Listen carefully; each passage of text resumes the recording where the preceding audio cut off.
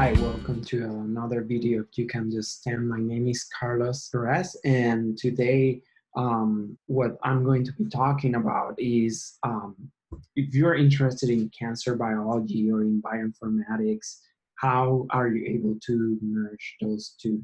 So what I'm going to be doing is that I'm going to be walking through a series of slides that are going to introduce you into how I got interested in cancer biology and what tools I have been using to learn the skills needed to be able to apply this data science to my research in my case. So I do breast cancer research, so I've been looking a lot into the Cancer Genome Atlas and several other databases.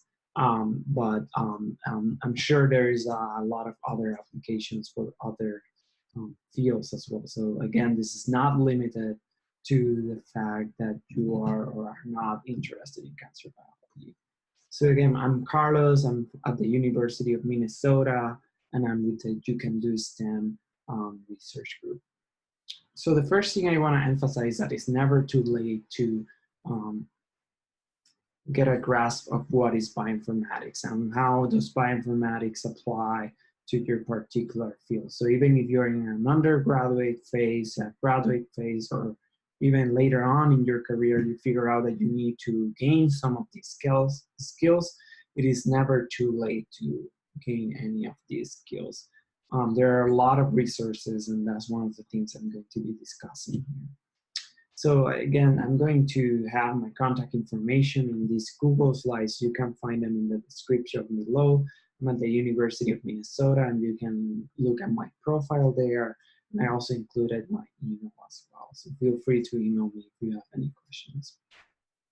So one thing that I learned throughout my experience in learning bioinformatics is that more important than learning a particular language, you need to learn how to program. And you have some of the skill set already to be able to do this. So as a scientist, we're all able to identify problems, and hopefully you will be naturally inclined to come up with a solution.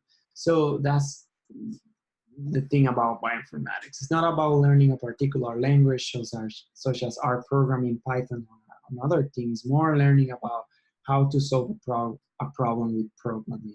And you need to find a course or an instructor that really helps you how to do that.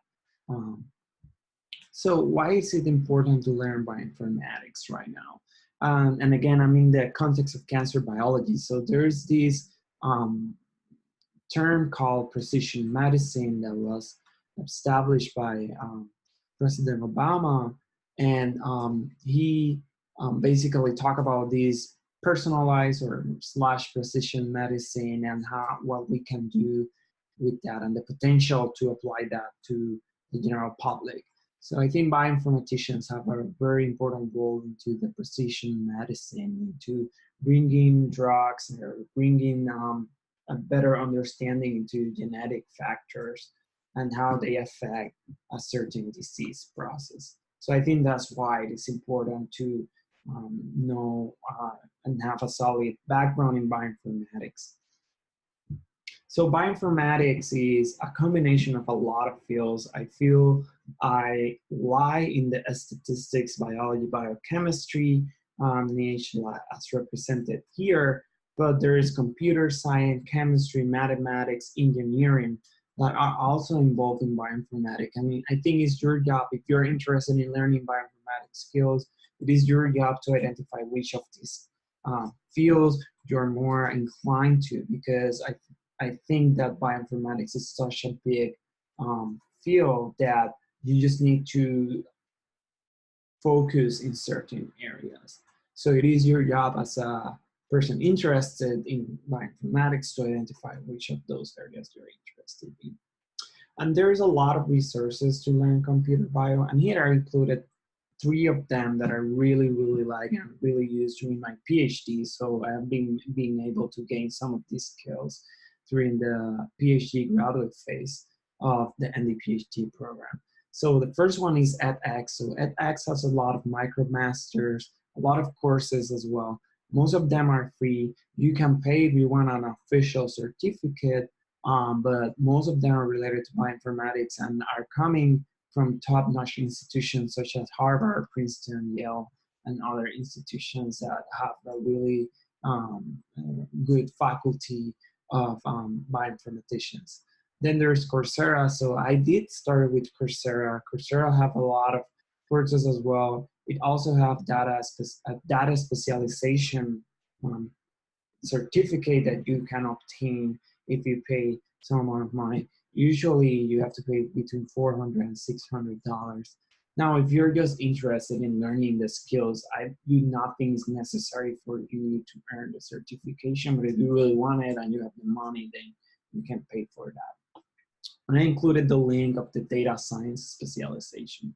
And then there is Lynda. So Lynda is a Microsoft minister website, and it actually is able to report all of what you do or all the courses you take in LinkedIn. And it's a